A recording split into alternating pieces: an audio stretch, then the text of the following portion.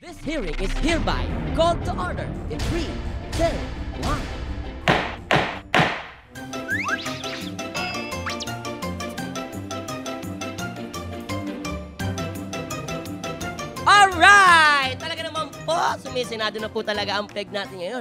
Kasi po, ito pong mga nakaraang linggo ay nag-recess po kami. And we're back! Next week, magsisimula na po ang aming regular hearing. At saktong-sakto po dahil siyempre kakatapos na po ang ating eleksyon. Ano? Kaya naman po dito po sa Your Honor, ay meron po tayong bagong senadora. Ex-senadora.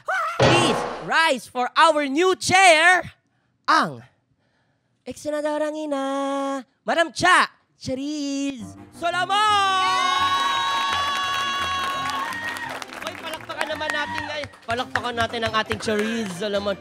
Ay, Madam Cha ang tawag ko sa'yo. Okay lang sa'yo, Madam Cha. Okay lang kung anong nakakapagpasaya sa'yo, medyo Buboy. pag pag matagal-tagal na, baka tawag ko na sa'yo pag shortcut, Macha na lang. Macha, pwede na yun. Pero kamusta ka naman? Okay lang. Ako ang saya-saya ko. Salamat. Gusto ko muna magpasalamat sa lahat ng sumuporta sa akin. Going here. Ang mga nagdala sa akin dito, yung nagbaba sa aking sidecar sa tapat ng GMA. Ay, naku, nabisin ako. Nang nakaniyo, ng init, ha? Oo, hindi mainit nga. Pero wala akong jacket kanina. Ngayon naka-jacket ako. At syempre, sa mga bumoto sa akin. Ayan, ano masabi mo sa mga bumoto sa'yo? Kamusta? Pasalamatan mo naman sila. I am really overwhelmed, Mr. Vice Chair, kasi alam mo, nagkaputukan talaga ng cell sites dahil sa dami ng text votes nila for me. Teka, text vote? Paano text vote? Ano to? PBB? May eviction? Hindi. Ano to? Pero teka, tanong ko sa'yo, paano kapag ang eleksyon ay gamit text vote? Eh di, iba din ang style ng pangangampanya niya, Paano Mr. yung style Vice niyan? Chair. Ganito yan, no? So, kung gusto niyo po, mga kababayan ko, na ako ang maluklok sa posisyon, mag-text po kayo ng elect space Chariz sa 2306.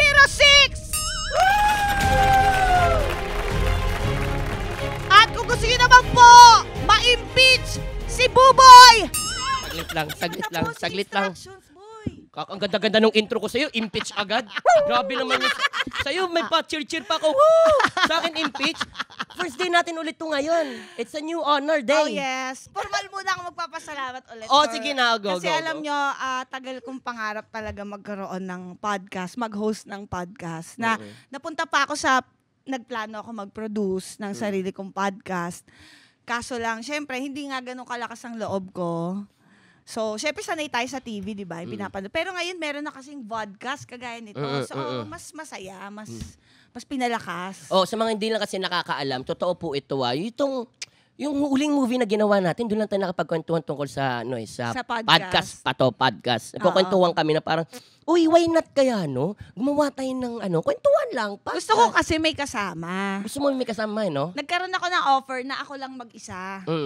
Pero parang hindi kasi masaya. Kasi halos lahat na nga ng trabaho ko sa SOCMED, mag-isa ko lang ginagawa. Ako nagkakamera, ako nag-edit, ako din yung artista. Nagreklamo ka? Nagrereklamo ka? Mahirap. Pero syempre, akin lahat ng kita. Ay! Kaya naman, ulirang ina. Kaya, sabi ko, gusto ko yung podcast, yung may kasama ako. So, niyaya ko to si, Boy, gusto mo ba? Ito puro, sige, puro ganun lang kami. Alam mo pero naman kasi ako At least ngayon, merong gumagastos for us. Di sahod tayo dito, bayaran lang tayo. Pupunta lang tayo, pagagandahin tayo. Maggugulo-gulo tayo dito. Tama. Di ba? Totoo. So ako, at bukod pa doon, syempre GMA family ang Your Honor. So, bahay talaga, komportable. Tama. At teka, diba? tinanggap mo tong Your Honor para magkabahay ka? Ano? Hindi! Kumbaga, tahanan mo kasi siya, ang GMA. Teka, tanggalin mo yung tahanan muna, di pa tayo bayad. Oo nga! At least this is our second time na magkaduo tayo sa hosting. Hindi, pero totoo po yan. Sobrang sensitive mo naman. Init, boy! Ang hirap nanunumpit ka agad. Ang hirap naman yan. O sige, go, tuloy mo. So, ako masaya ako. Kasi parang binigay na talaga ni Lord sa akin lahat. Tatanggapin ko na lang, di ba? Arte pa ba ako? Kailangan ko talaga ng extra work. Bukod doon, ang ganda-ganda ng show niyo, boy. Uy, maraming Congratulations. Siyempre sa nagsimula nito, ang nagtayo nito, sa buong staff and crew. Ate Tuesday and yes, Buboy. palakpakan naman natin. Napakagaling. Yes. Ang ganda-ganda ng show. Pag nagda-drive ka, hindi ka na maiinip. Totoo. Kasi Totoo. parang, dahil lalo na pag kilala mo sila, no? Pinapakinggan mo lang pero feeling mo napapanood mo sila. Yung gano'n. Maraming salamat pa rin sa ating mga nanonood at nakikinig. Dahil kung hindi po dahil sa inyo, hindi po kami aabot ang Your Honor po dito. Kaya maraming salamat po sa inyo lahat. Kaya sige na. Ngayon na, we officially welcome you sa Your Honor. Palakpakan naman po natin. Please, Madam Cha! Chari Salaman! At today po, magkakaroon po tayo ng special session. Bakit po special session? Kasi po wala po kami sinampinan na resource person. Dahil ang imbestigahan po namin ngayong araw ay ang isa't isa. Oh! Yes! Special honor. So ito nga yung inihanda para sa atin, Mr. Vice Chair. Meron tayo ditong guilty or not guilty cards. Shucks. So kukuha tayo, regardless kung sino magbasa, pareho dating sasagutin. Tapos pwede tayo magpaliwanag kahit hindi tayo nasa barangay. Sige. Okay? Dapat manumparin muna tayo, Madam Cha. Pero hindi lang ikaw. Tayong dalawa. Manumpa tayo. At dahil syempre wala na namang magsasalita, andito ang ating team na si Ephraim. Can you lead the mag-admin ka ng oath, please? Amen. Itaas ang iyong kanang kamay. Ganda ng voice modulation. Nanginginig si Buboy. Do you swear to tell the truth, the whole truth, and nothing but the truth, so help yourself? Gusto ko yung truth mo, puro hangin. Truth. Parang may braces. Yes. Yes, we are. Sige. O, game na. Simulan na natin ang guilty or not guilty. Okay, guilty or not guilty. Nag-send ng sexy photo. Natignan mo tong photo na nandito. Hindi yan. Taking babae. Hindi naman sexy to. Okay. Ikaw naman muna sasagot. Teka, ang sinasabi kasi dyan sa tanong, nag-send ng sexy photo. Ibig sabihin may load ka nito, may load ka, oo. Ano?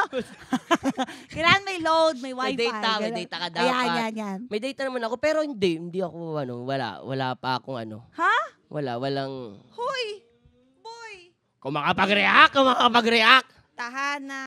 Hoy! Teka lang, hindi yung... hindi yung hindi naman yung pag sinabing sexy photos, kailangan ba sa loved ones? Pwede naman sa kaibigan. Siyempre pag sa group chat, marami talaga yon na hindi na pwedeng ilabas sa public. Diyos ko, makita pa yung mga... Tayo lang naman nandito. Makita kung ano yung kininis na mukha ko, hindi yung kabaliktad. Ay, mas makinis ang puwet ni Buboy. Ay! Totoo yan.